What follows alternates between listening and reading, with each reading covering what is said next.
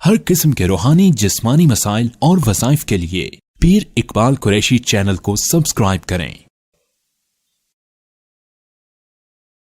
نحمده ونصلي ونسلم على رسوله الكريم اما بعد فاعوذ بالله من الشيطان الرجيم بسم الله الرحمن الرحيم ان هذه امتكم امة واحدة وانا ربكم فاعبدون وتقطعوا امرهم بينهم كل الينا راجعون صدق اللہ العظیم۔ اچھا، اختلاف اگر گھروں میں ہو جائے، آپس میں گھر میں نااتفاقی ہو اور لوگ ایک دوسرے کے خلاف چلیں تو اس آیت کریمہ کی برکت سے اللہ تعالیٰ نااتفاقی دور کر دیتے ہیں اور آپس کی نااتفاقی کو دور کر کے ان میں اتحاد اور محبت پیدا کرتے ہیں۔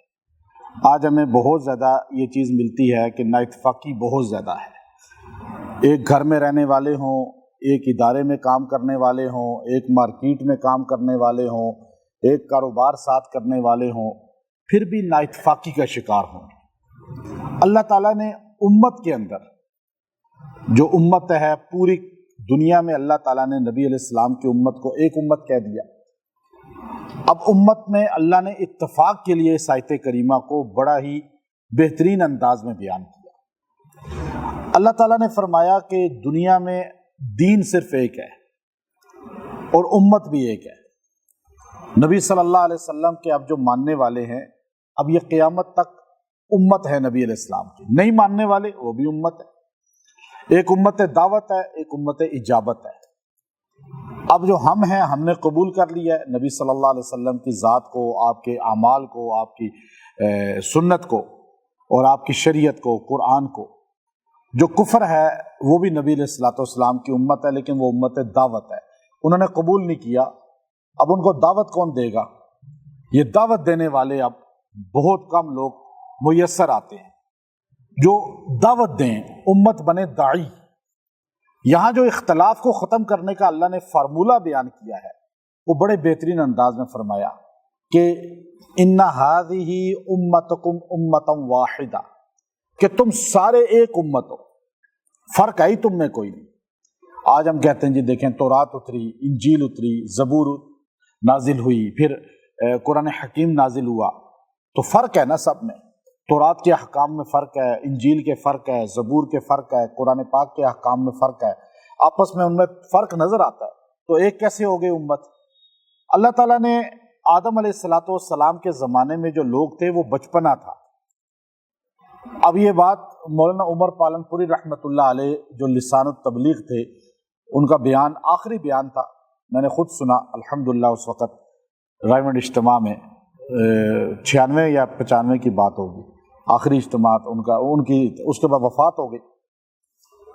تو آپ نے حضرت مولانا انعام الحسن صاحب رحمۃ اللہ علیہ کا واقعہ بتایا تھا کہ 2 انگریز میاں بیوی پوری دنیا کا چکر کاٹتے ہوئے آخر نظام الدین اولیاء رحمۃ اللہ علیہ کے مقبرے پہ گئے کہ ہمیں یہ سوالوں کا جواب نہیں مل رہا۔ انہوں نے کہا جی کیا یہ جواب تو ہمارے پاس بھی نہیں ہے، آپ جامعہ ازہر گئے ہیں، آپ جامعہ زیتون گئے ہیں، جامعہ قرویین گئے ہیں، آپ بڑی بڑی یونیورسٹیوں سے ہو کر آئے ہیں، مدینہ اور مکہ یونیورسٹی سے بھی آپ نے سوال پوچھے، یہ جواب دربار والے بھی نہیں دے سکتے، یہ صرف تبلیغ والے دے سکتے ہیں جو مرکز میں ہیں۔ اب وہاں گئے تو حضرت مولانا انعام الحسن صاحب رحمۃ اللہ علیہ انہوں نے کہا آپ اس کا جواب نہیں۔ کہا حضرت وہ تو عورتیں بھی ہیں ان کے ساتھ، کا کوئی بات نہیں، آپ ان کو نہ دیکھیں لیکن جواب آپ ہی دیں گے۔ اب مولانا عمر پالن پوری رحمۃ اللہ نے جواب دیا، وہ جواب یہاں فٹ ہوتا ہے۔ اس نے 3-4 سوال کیے لیکن وہ ہمارے اس سے مطابقت نہیں رکھتے، میں بعد میں کبھی بتاؤں گا۔ ایک جو سوال اس نے کیا کہ اللہ نے تورات اتاری، انجیل اتاری، زبور اتاری، فرق اللہ تھوڑا تھوڑا چینجنگ کرتے رہے۔ قرآن پاک میں آ کے پھر اللہ نے کہا الیوم اکملت، اب دین کامل ہو گیا۔ تو پہلے اللہ نے کامل کیوں نہیں کیا؟ بار بار کیوں اس میں نزول کرتے رہے، تبدیلی کرتے رہے، اور پھر ناسخ اور منسوخ، کچھ آیتیں بھی منسوخ ہو گئیں، کچھ ناسخ ہیں، تو اس کی وجہ کیا ہے؟ تو انہوں نے کہا دیکھیں آپ کا بچہ پیدا ہوا، کتنے بچے ہیں آپ کے؟ میں نے کہا جی ہمارے تو اتنے بچے ہیں۔ کہ آپ کا بچہ جب پیدا ہوتا ہے تو اس کا جو لباس ہے وہ کتنے کپڑے میں بنتا ہے؟ کہا جی وہ آدھے میٹر سے بھی کم میں۔ اچھا جب 2 سال کا ہوتا ہے پھر اور تھوڑا کپڑا بڑھتا ہے، 6 سال کا ہوتا ہے اور کپڑا بڑھتا ہے، 10 سال کا ہوتا ہے ایک اور کپڑا بڑھ جاتا ہے، میٹر میں اضافہ ہوتا رہتا ہے۔ پھر بچہ 24 سال کا ہوتا ہے، جوان ہو جاتا ہے، تو اس کا جو سائز 24-25 سال میں ہے وہ موت تک پھر رہتا ہے، وہ چینج پھر نہیں ہوتا، وہی پیر کا سائز ہوتا ہے، وہی کپڑے کا سائز ہوتا ہے، وہی ہر جگہ جا کے بتاتے ہیں جی اب تو قد رک گیا ہے، اب بڑھے گا نہیں۔ کیا ماں کو پتا تھا نا میرے بیٹے کا 5 فٹ 6 فٹ جا کے قد ہوگا، تو وہ 1 سال کے بچے کو ہی 4 میٹر 5 میٹر کا لباس پہنا دیتی تو وہ عجیب سا لگتا۔ اب اس کی ایج کے ساتھ اس میں چینجنگ آتی گئی۔ اللہ کو پتا تھا کہ خاتم النبیین محمد عربی صلی اللہ علیہ وسلم پہ دین مکمل ہونا ہے، لیکن امت پہ تبدیلی آنی ہے، جیسے سائز کی تبدیلی آتی ہے۔ اب اللہ تعالیٰ اس کو دیکھ دیکھ کر اپنا قانون بھیجتے رہے، تبدیل کرتے رہے، جیسے سائز تبدیل ہوتا رہتا ہے۔ پھر ایک جگہ جا کے سائز فکس ہو گیا، اب شریعت بھی فکس ہو گئی۔ اب سائز 24 سال کے بعد چینج نہیں ہوتا، اور محمد عربی صلی اللہ علیہ وسلم کے بعد کوئی نبی نہیں آئے گا، کوئی شریعت نہیں آئے گی، کوئی کتاب نہیں آئے گی، کوئی اصول اور کوئی ضابطہ نیا نہیں آئے گا۔ اللہ کو پتا تھا کہ خاتم النبیین کو آخری نبی بھیجنا ہے، لیکن پہلے اللہ تھوڑے تھوڑے چینجنگ کر کے بھیجتے رہے، جیسے عمر میں چینجنگ ہوتی ہے۔ اب یہ بات جب آپ نے سمجھائی تو وہ سمجھ گئے، انہوں نے کہا یہ بات تو آپ نے بڑے احسن انداز میں بتائی ہے، ہمیں پہلے کوئی نہیں سمجھا سکا اس بات کو۔ تو اللہ تعالیٰ نے یہاں جو کہا نا ان ہذہ امتکم، یہ ہے تم امت، امتم واحدہ، تم سارے ایک ہو، کوئی فرق نہیں ہے تم میں، یہودی بھی، نصارہ بھی، عیسائی بھی جتنے ہیں، یہ سارے کے سارے دنیا میں جتنے ہیں سارے ایک امت ہیں۔ وہ امت کس کی ہے؟ حضرت محمد مصطفیٰ صلی اللہ علیہ وسلم کی۔ اب اللہ تعالیٰ رب العالمین اپنے آپ کو کہتا ہے، حضور علیہ السلام کو رحمت للعالمین کہتا ہے، عالمین کی رحمت، عالمین کا رب، اللہ رب ہے، نبی رحمت ہے، نبی کی نبوت ہے۔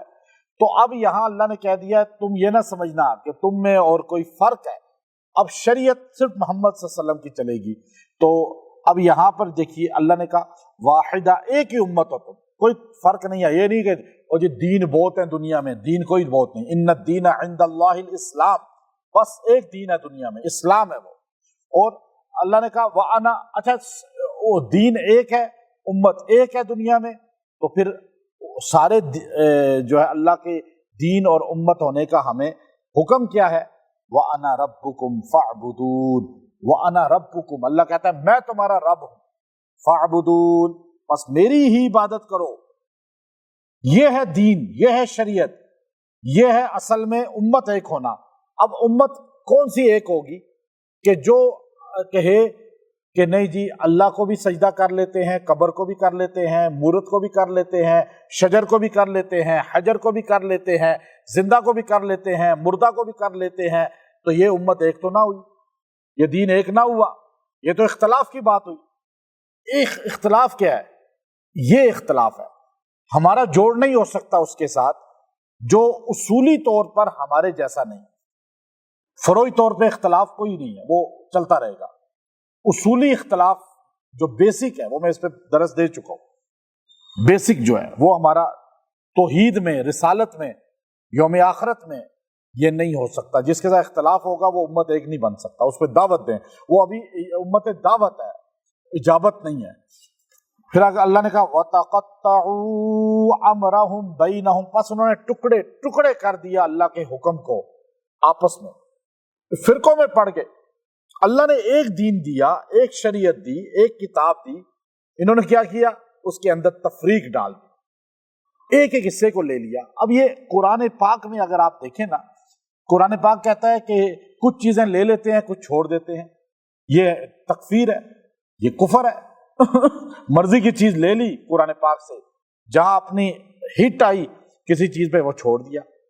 آج لوگ کیا کرتے ہیں، ہمارے ہاں زیادہ تر جو لوگ ہیں مسلمانوں میں، پوری دنیا کے اندر تقریباً، لیکن ہم اپنے ملک کی بات کرتے ہیں جو ہمارے بر صغیر کا کلچر ہے، یہاں پہ ہر بندہ جو دین کا نام لیتا ہے تو وہ تقریباً اپنی جماعت کو فالو کرتا ہے، پورے دین کو فالو نہیں کرتا۔ کوئی اپنی جماعت کے اصول پہ چلتا ہے، جیسے آپ مثال کے طور پہ ختم نبوت ہے، ختم نبوت کی آواز وہی لگائے گا جو ختم نبوت جماعت سے ہوگا، کیونکہ یہ ان کا رول ہے کہ ہم ختم نبوت کی بات کریں گے، لیکن جماعت کا نہیں ہے ختم نبوت کا تو وہ بات نہیں کرے گا۔ اچھا جو اس جماعت کا ہے وہ ہر جگہ ختم نبوت کی بات کرے گا۔ اچھا وہ کسی اور ٹاپک پہ بات نہیں کرے گا۔ اچھا صحابہ تو ہمارے ایمان کا جز ہیں، اب وہ کوئی جماعت ہونا ضروری تو نہیں ہے کہ میں کسی جماعت کا ہوں تو میں صحابہ کا نام لوں گا، لیکن ہمارے یہاں وہی بندہ صحابہ کا نام لے گا جو صحابہ کے نام سے جماعت بنائی ہوگی۔ اچھا اہل بیت کا نام وہ لے گا جس نے اہل بیت کے نام سے جماعت بنائی ہوگی۔ اچھا نبی علیہ الصلوۃ والسلام کی عظمت شان کا وہ نام لے گا جس نے نبی علیہ السلام کے نام سے عظمت کے نام سے جماعت بنائی ہوگی۔ توحید کا وہ نام لے گا جس نے توحید کے نام سے جماعت بنائی ہوگی۔ قرآن پاک کی تعلیم کی بات وہ کرے گا جس نے قرآن پاک کی دعوت کے نام سے جماعت بنائی ہوگی۔ یعنی ہر بندہ اپنی جماعت کو راضی کر رہا ہے، دین اور اسلام اور اللہ کو راضی کرنے کے لیے کام نہیں کر رہا۔ یہ تو فرق ہے نا۔ اب آپ اگر مسلمان ہیں تو آپ صحابہ کا بھی دفاع کریں، ختم نبوت کا بھی دفاع کریں، اہل بیت کا بھی دفاع کریں، سنت رسول کی بھی بات کریں، عظمت مصطفیٰ کی بات بھی کریں، توحید باری تعالیٰ کی بات بھی کریں اور دعوت قرآن کی بات بھی کریں۔ اب یہ نہیں جماعتیں ہیں یا نہیں، آپ کو پتہ چل جاتا ہے جی یہ فلاں جماعت کا ہے، کیونکہ وہ بات اس جماعت کی کر رہا ہے، وہ قرآن کی بات پھر نہیں کر رہا۔ وہ کہتا ضرور ہے کہ میں قرآن کی بات کر رہا ہوں، لیکن وہ ایک ٹاپک پہ بس ایک جماعت کے اصول کو لے کے چل رہا ہے۔ ہمیں اللہ نے کہا وَتَقَطَّعُوا، تقطعوا یہ ٹکڑوں میں نہ پڑو کہ چھوٹے چھوٹے ٹکڑے۔ صحابہ نے جماعتوں کو نہیں اپنایا بلکہ انہوں نے دین کو اپنایا۔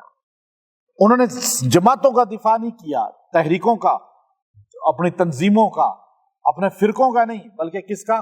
اسلام کا۔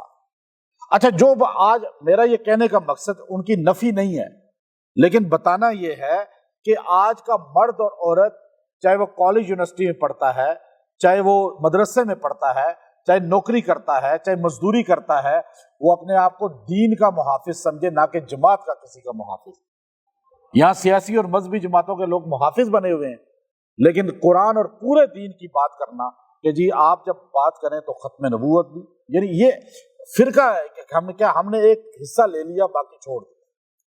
تو اللہ تعالیٰ اس میں فرماتے ہیں وَتَقَطَّعُوا أَمْرَهُمْ بَيْنَهُمْ، تو اللہ کے فیصلوں میں وہ آپس میں فرقوں میں پڑ گئے، گروہ بنا لیے، یہ میری جماعت، یہ میرا گروہ۔ اچھا ہر بندہ سمجھ رہا ہے میں بڑا کام کر رہا ہوں اور دوسرے کی نفی کرتا ہے، یہی نشانی ہے بڑی۔ حضرت مولانا شیخ الحدیث زکریا رحمۃ اللہ علیہ فرمانے لگے کہ تم اللہ کے لیے کام کر رہے ہو یا مخلوق کے لیے، کیسے پتہ چلے؟ تو آپ نے فرمایا کہ تمہارا مدرسہ ہو تو تھوڑے فاصلے پہ کوئی مدرسہ بنا لے، وہ بھی دین کا کام کر رہا ہے، تم بھی دین کا کام کر رہے ہو، لیکن تم پریشان ہو جو یہ کیا کیا اس نے، تو سمجھ لو تم نے اللہ کے لیے کام نہیں کر رہے۔ تو ہر بندہ اپنی جماعت بنا رہا ہے، اپنے وَتَقَطَّعُوا أَمْرَهُمْ بَيْنَهُمْ، آپس میں، یہ ٹکڑوں میں نہ پڑو۔ اللہ کہتا ہے کیوں؟ اس لیے کہ تم کوئی بھی کام کر رہے ہو نا، کُلٌّ إِلَيْنَا راجعون، تم ساروں کو لوٹ کر ہمارے پاس آنا ہے، اللہ کے پاس۔ یوم تبلی السرائر، میں بتا دوں گا کون کس کے لیے کام کر رہا تھا، نمود کے لیے، پیسہ اکٹھا کرنے کے لیے، یا اپنے آپ کو مشہوری کے لیے، یا اصل میں دین کے لیے۔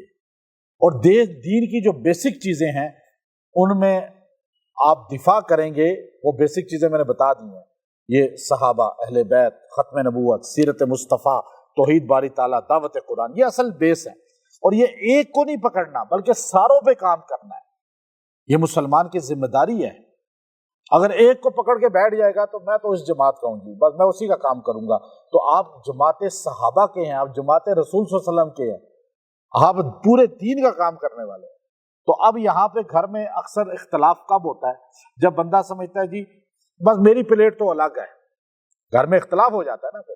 اچھا ساس بہو کا اختلاف ہو جاتا ہے، وہ کہتی ہے اپنی روٹی خود بنا لو، یہی کام ہے، وہ اپنی جماعت تمہاری وہ ہے، میری یہی اختلاف ہے نا اصل تو فرقہ یہی ہے۔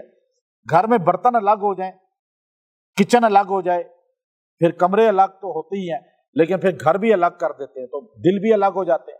تو اللہ تعالیٰ کہتا ہے کہ تم جڑو گے تب جب سارے، اب دیکھیں نا، آج آپ چھوٹی سی چیز دیکھیں کہ اس کی نشانی، کہ جماعتیں ہمارے یہاں کام کر رہی ہیں، مذہبی جماعتوں کو لیں، سیاسیوں کو چھوڑ دیں، ان کا تو دل ایک ہے ہی نہیں، مذہبی جماعتوں کے بھی دل ایک نہیں ہے، کیونکہ ایک کہتی ہے میں، جماعت کہتی ہے میں اصل دین کا کام کر رہا ہوں، یہ دوسرا تو ویسے ہی ہے، اچھا اس کے کارکن اور اس کے لیڈر کہتے ہیں تم اصل میں دین کا کام کر رہے ہو، وہ ویسے ہی ہے، اور دونوں اپنے آپ کو صحیح سمجھتے ہیں اور ایک دوسرے کو غلط سمجھ رہے ہیں، ایسے ہے یا نہیں؟